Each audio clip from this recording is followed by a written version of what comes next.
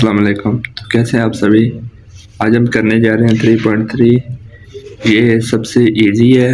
इस चैप्टर की एक्सरसाइज बिल्कुल आसान सी एक्सरसाइज है, कोई इसमें लॉजिक नहीं है। देखते हैं। इससे पहले ना थोड़ी सी थ्योरी है, वो आप देख लें, इससे फिर आपका कॉन्सेप्ट क्लियर हो जाएगा। सबसे पहले क्या होता है बाइनरी रिलेशन जी, क्या होता है। सिंपल सा, बाइनरी से क्या मुराद है, दो रिलेशन, दो सेट का रिलेशन। देखे ना कैसे, जैसे स्टूडेंट एंड टीचर एक सेट हो गया, इसमें दो अब आ रहे हैं नंबर, वो होगा रिलेशन। ये देखें जैसे ये 4 और 2 का रिलेशन, 25 और 5 का रिलेशन, इसे कहते हैं बाइनरी रिलेशन। दो का मजमूआ उसे कहते हैं जी बाइनरी रिलेशन। आगे जी देखते हैं फंक्शन। फंक्शन की आपको डिफाइन है, क्लियर है। पहली एक्सरसाइज से मैंने आपको बता दी थी फंक्शन की। अब इसमें थोड़ा सा ना कॉन्सेप्ट देख लें, फंक्शन होता क्या है। फंक्शन वो होता है जी कि डोमेन की जो से सारी एलिमेंट है ना, इसे कहते हैं डोमेन। जो उनसे पहले सेट में आते, मैंने ये भी आपको बताया हुआ था कि जो उनसे पहला सेट होता है वो डोमेन होता है, और दूसरा जो उनसे सेट होता है वो रेंज होता है। अब थोड़ा सा कॉन्सेप्ट देख लें कि डोमेन की सारी एलिमेंट रेंज के सारे एलिमेंट से ना इंटरसेक्ट करें, कि मिले, कि कोई एलिमेंट ऐसा ना हो कि फर्ज किया ये देखे ना ए है, ए 1 से भी मिले और 2 से भी मिले, फिर ये फंक्शन नहीं होगा। कि एक एलिमेंट है वो एक से ही मिले जाकर, एक एलिमेंट दूसरे दो दो से ना मिले, कि ए जो है वो 1 से भी मिल रहा है, 2 से भी मिल रहा है, 3 से मिल रहा है, फिर डोमेन नहीं होता। और उसमें उसकी एरो रिप्रेजेंट भी करता है डायरेक्शन, कि वो है कहाँ पे, इधर को भी जा सकता है, इधर को भी आ सकता है, लेकिन एक साइड पे हो। ये ना कि इधर भी हो रही हो इधर भी हो रही, कि डायरेक्शन का पता ना चल रहा हो कि कहाँ जा रहे हैं हम और कहाँ नहीं जा रहे। इसे जी फंक्शन कहते हैं। आगे बाइजेक्टिव फंक्शन, और जिसे हम ऑन टू फंक्शन कहते हैं, और इन टू फंक्शन, इसलिए उसकी दो टाइप है। इसके बारे में थोड़ा सा कॉन्सेप्ट देख रहे हैं, ये भी एक्सरसाइज में इस्तेमाल होंगे। अब बाइजेक्टिव फंक्शन कब कहते हैं, कि जो सी ये रेंज की जितने भी एलिमेंट है ना, ये सारे इंटरसेक्ट कर रहे हैं। कोई एलिमेंट ऐसा ना हो जो सा ना इंटरसेक्ट कर रहा हो, कि वो खाली ना हो, वो बाइजेक्टिव फंक्शन होगा। और अगर कोई रह जाए, फर्ज किया अब ये सारे एलिमेंट इससे इंटरसेक्ट कर रहे हैं, तो ये कौन सा हुआ बाइजेक्टिव। अब फर्ज किया इधर होता 4, अब वो रह गया है, तो ये अब कौन सा फंक्शन बनता है, इनटू फंक्शन। अब ये कि अगर कोई एलिमेंट रह जाए तो वो इनटू फंक्शन बचेगा, अगर कोई एलिमेंट ना रहे तो वो बाइजेक्टिव या ऑन टू फंक्शन बनेगा। आगे जी बस इतना सा कॉन्सेप्ट था जी। आगे 3.3 करेंगे तो आपको मजीद समझ आएगी। देखते हैं जी 3.3। पहला क्वेश्चन उन्होंने दिया हुआ है, क्या दिया हुआ है जी, फॉर ए की एलिमेंट सेट दे दिया है। आगे क्या उन्होंने कहा, फाइंड द फॉलोइंग रिलेशन जी फाइंड करना है इन ए के दरमियान ही में, कि ए का ए से ही रिलेशन है फाइंड करके बताएं। अब इसका रिलेशन कैसे फाइंड करेंगे, ए मल्टीप्लाई ए, जो भी रिलेशन को फाइंड करेंगे ना तो जरूरत देते हैं, कोई भी हो फंक्शन। अब किया कि उन्होंने कह दें कि रिलेशन फाइंड करें ए का बी से, तो ए जरब हम बी कर देंगे, मल्टीप्लाई करना है। जब रिलेशन फाइंड करेंगे तो मल्टीप्लाई, सिंपल सी बात है। अब उन्होंने क्या कि ए का ए के साथ ही रिलेशन फाइंड करें, तो क्या होगा, ए मल्टीप्लाई ए, ये आएगा। आगे उन्होंने क्या किया जी, state the domain and range, उसकी डोमेन भी बताएं और उसकी रेंज भी। अब पार्ट नंबर 1 है, उन्होंने क्या कौन से आपने एलिमेंट लेने की, पहले देखते हैं जी कौन सा उन्होंने क्या एलिमेंट दे, क्या एक्स और वाई रिलेशन होना चाहिए, ठीक है जी।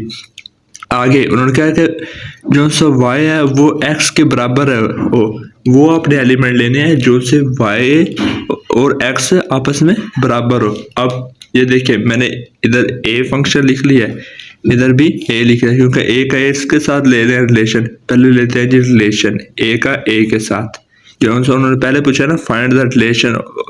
अब उसका जी रिलेशन लेते हैं। अब रिलेशन कैसे लेते हैं, सिंपल सा है, जो से एक एलिमेंट है ना वो सबको बारी बारी जाकर सेट बनाएगा, मजमूआ जोड़े बनाएगा, और फिर 2 चलेगा वो सबके साथ बनाएगा, 3 चलेगा वो सबके साथ बनाएगा, 4 चलेगा वो सबके साथ। ये देखिए मैंने इधर के एक का एक के साथ, आगे फिर एक का 2 के साथ, एक का 3 के साथ, एक का 4 के साथ, आगे एक खत्म, 1 खत्म हो गया, एक आगे दूसरे को पकड़ लो, दूसरा एक के साथ, दूसरा फिर 2 के साथ, दूसरा 3 के साथ, दूसरा 4 के साथ, ऐसे फिर 3 चलता जाएगा, फिर 4।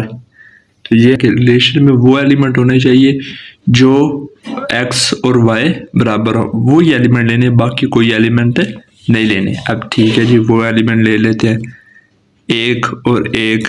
ये देखें ना, इसमें कौन कौन से एलिमेंट है जो उनसे बराबर हो x और y। एक तो एक ये हो गया, और एक ये हो गया, और एक ये हो गया, एक ये हो गया, बस यही एलिमेंट है जो x और y बराबर है। तो यही हमने लिख दिया। ये देखिए 1 1 2 2 3 3 4, उन्होंने कहा था ना कि x और y बराबर, वो आपने एलिमेंट लेने हैं रिलेशन में कि जो उनसे x और y। अब इसकी डोमेन और ये निकालेंगे।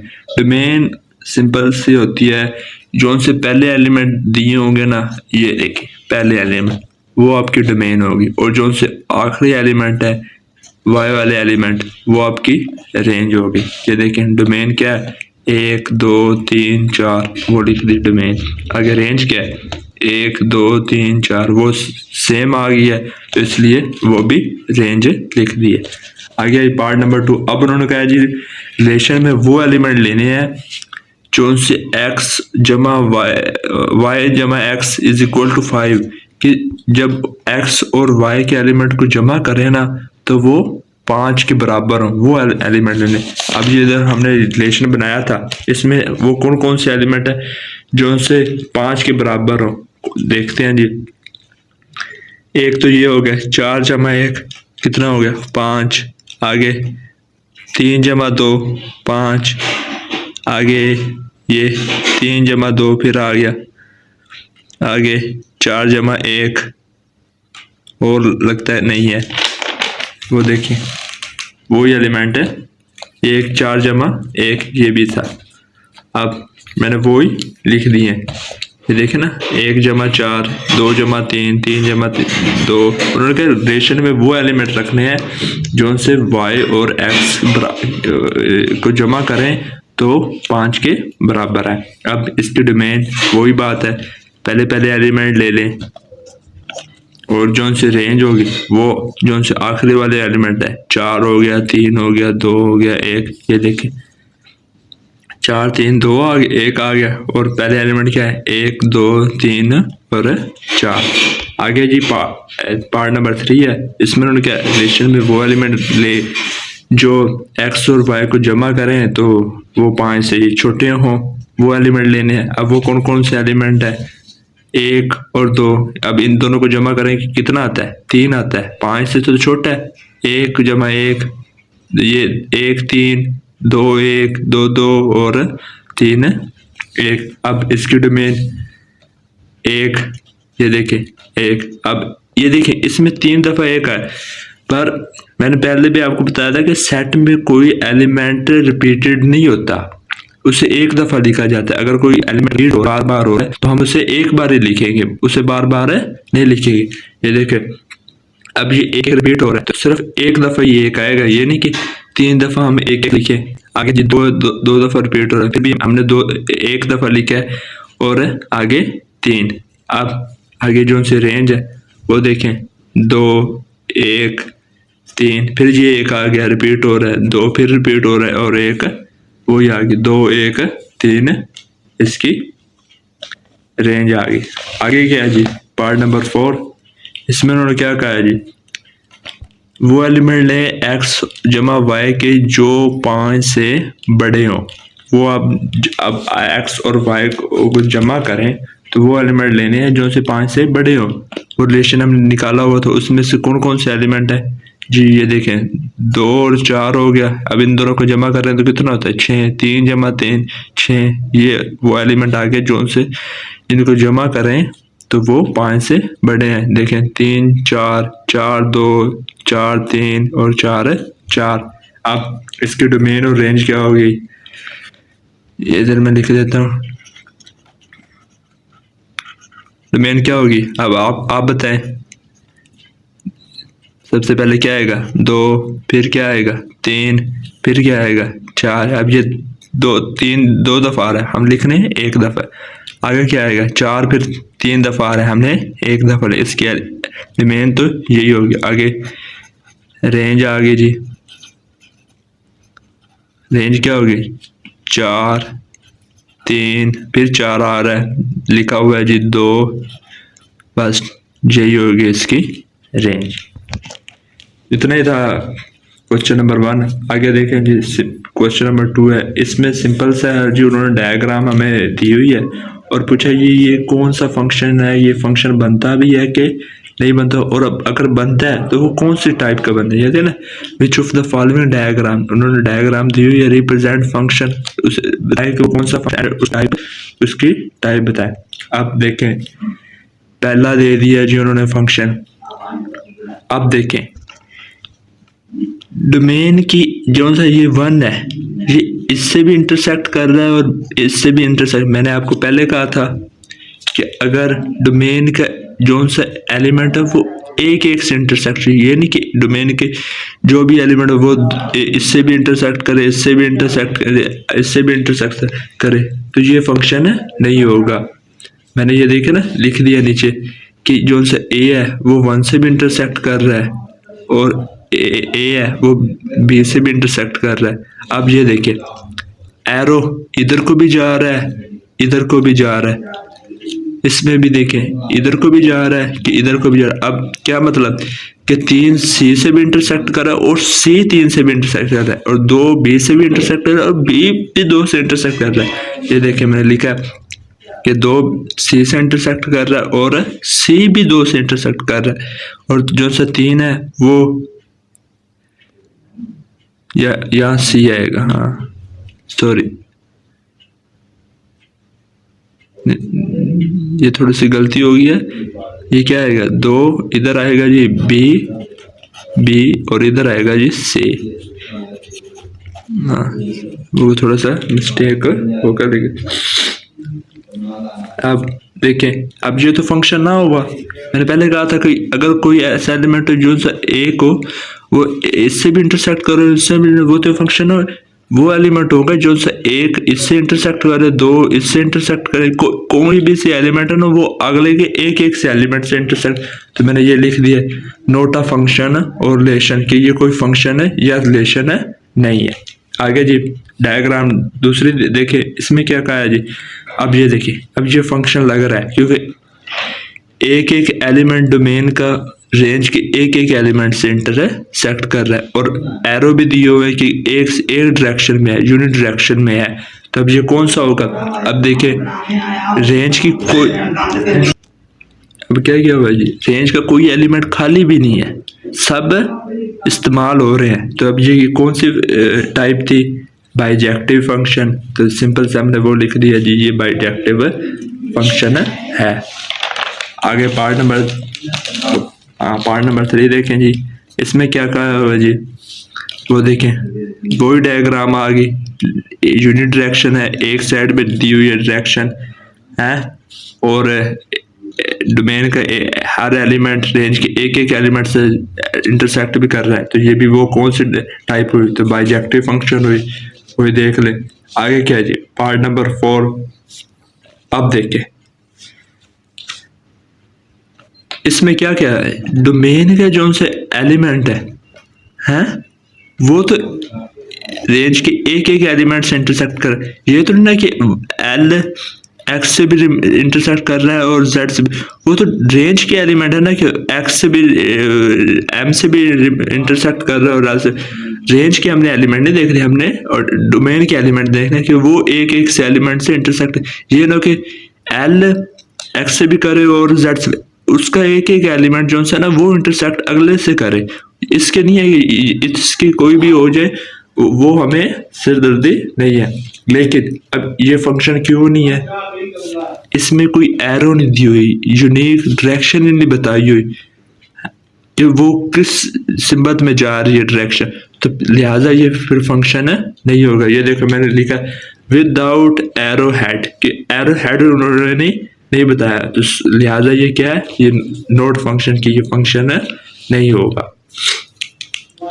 आगे जी पार्ट नंबर कौन सा है 3, ये भी सिंपल सा है। अब इन्होंने क्या क्या है, ये हमने पहले भी किए हुए थे एक्सरसाइज के, वैसे ही आ गए हैं। देखिए ये क्या क्या है, g of x is equal to 3x plus 2। आगे अब जी ऑफ एक्स जो है वो है 3x प्लस 2 के, ठीक है, और जो सा एच ऑफ एक्स है वो है एक्स स्क्वायर प्लस 2 के। अब फाइंड क्या करना है, जी ऑफ 2, जी की वैल्यू दी है, एच की वैल्यू नहीं दी हुई, तो लिहाजा हम एच को तो छोड़ देंगे, जी ऑफ जी वाला करेंगे। अब एक्स की जगह 0 पुट करें तो क्या आएगा, 3 0 जमा 2 क्या आएगा, ये 0 जब मल्टीप्लाई होगा 3 से 0 और प्लस 2 का 2 आ जाएगा। आगे पार्ट नंबर 2 देखें जी। अब जी ऑफ -3 है, एक्स की जगह जब -3 पुट करें, -3 और 3 क्या हुआ, -9 प्लस 2, ये वाला -9 प्लस 2 क्या हुआ, -7। आगे तीसरा देखें जी पार्ट नंबर 3। अब 2/3 दिया हुआ है जी ऑफ की वैल्यू, जी ऑफ की 2/3 एक्स की जगह पुट करें तो क्या आएगा, 3 2/3 प्लस 2। अब देखें जो से ये 3 मल्टीप्लाई हो रहा है ना, ये 3 से 3 कट गया, बाकी क्या बचा, 2 जमा 2, तो क्या आएगा, 2 जमा 2 इज इक्वल टू क्या आएगा, 4। आगे देखें जी पार्ट नंबर 4। अब इसमें क्या हो गया, इसमें h की वैल्यू दी हुई है, g की वैल्यू नहीं दी हुई, तो लिहाजा हम h वाला करेंगे, g को छोड़ देंगे। अब h का फंक्शन क्या था, x का स्क्वायर है प्लस 1। देखिए x का स्क्वायर प्लस 1, अब x की वैल्यू क्या है 1, 1 का स्क्वायर प्लस 1, 1 का स्क्वायर लिया तो क्या आएगा, 1 प्लस 1 इज इक्वल टू 2। आगे 5 में देखें h की वैल्यू क्या दी हुई है, -4, -4 का स्क्वायर प्लस 1। अब -4 का जब स्क्वायर लेंगे, कोई भी माइनस की वैल्यू का जब स्क्वायर लेते हैं ना, तो वो हमेशा उसे पॉजिटिव कर देता है, ये आपने याद रखना है। ये बच्चों वाले सवाल है, आपको पता होगा। अब 4 का स्क्वायर क्या होता है, 16, 16 जमा 1 17 वो देखिए। आगे देखें जी पार्ट नंबर 6। अब इसमें क्या कहा हुआ जी, h की वैल्यू क्या दी, -1/2। अब पुट करें जी -1/2 का स्क्वायर, मैंने कहा था स्क्वायर जब भी माइनस का स्क्वायर लेंगे तो वो उसे प्लस कर देगा।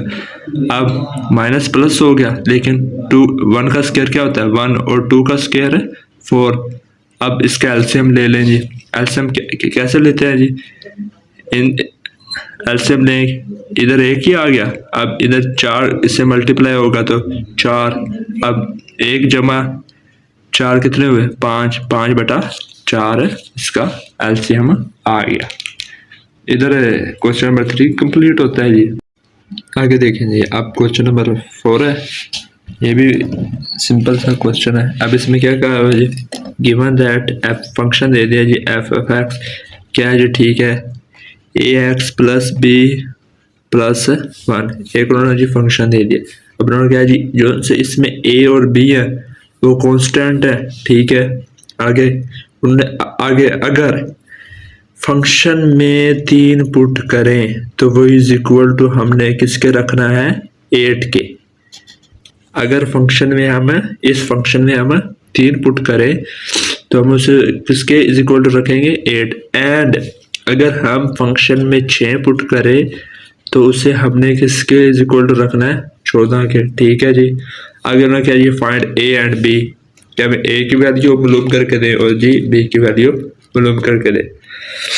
अब देखें वो कैसे करेंगे, फंक्शन दिया हुआ है जी f of x is equal to a x plus b plus 1। अब इसमें अगर 3 पुट करें, एक्स की जगह जी 3 आ जाएगा, 3a प्लस बी प्लस 1। अब उन्होंने क्या कहा था, अगर हम 3 पुट करें तो इसे इज इक्वल टू किसका रखना है 8। सो हम 8 is equal to 3a plus b plus 1 उसके हमने किसके इज इक्वल टू रख दिया 8 के आगे। अब ये देखें ये जो सा जमा हो रहा है 1 ये उधर जाकर माइनस का हो जाएगा, क्या बनेगा 7 और ये क्या होगा 3a plus b is equal to 7। ये देखें 3a प्लस b वो जमा का था इधर आकर माइनस का हो गया 8 माइनस 1 इज इक्वल टू 7। आगे अगर हम फंक्शन में जी 6 पुट करें तो फिर उसे हमने किसके इक्वल रखना था 14 के। अब पहले फंक्शन में 6 पुट करते हैं जी। ये देखें x की जगह क्या आ गया 6a plus b plus 1 6a plus b plus 1। अब ये फंक्शन किसके इक्वल टू रखना था 14 के 14 plus 6a plus b plus 1। अब 6a प्लस b जो सा है ये एक साइड पे रहेगा और आगे जो सा है जमा 1 उधर जाकर माइनस का हो जाएगा। तो ये देखा 14 माइनस 1 क्या हुआ 13। क्या इक्वेशन इसे भी इक्वेशन बना ले 6a plus b is equal to 13। अब वही बच्चों वाले सवाल 8वीं में जो से हम क्या करते थे कि जी अब 2 इक्वेशन है उसे सब्ट्रैक्ट कर दें तो एक को काट दें तो जो दूसरा बचा उसे एक वैल्यू निकाल दें तो उसे दूसरे में पुट करें तो दूसरी वैल्यू भी निकल आएगी। ये देखें फ्रॉम इक्वेशन 1 एंड 2। अब पहली इक्वेशन को दूसरी इक्वेशन से निकाल दें। अब जब निकालते हैं तो जो से ये साइन होते हैं ये जमा का था ना ये माइनस का हो जाएगा, ये भी माइनस का हो जाएगा तो ये भी माइनस का हो जाएगा। तो ये देखें ये जमा का ये माइनस का ये तो कट गए। अब ये 3 है ये माइनस का 6 है तो क्या बचा माइनस का 3 है और ये माइनस का 13 है और वो जमा का 7 है तो क्या बचा माइनस का 6। अब माइनस से माइनस कट गया ये 3 उधर जाकर क्या होएगा divide 6/3 is equal to a। अब 3 ही कम 3 3 2 6 तो क्या आएगा a is equal to 2। a की वैल्यू क्या आ गई 2।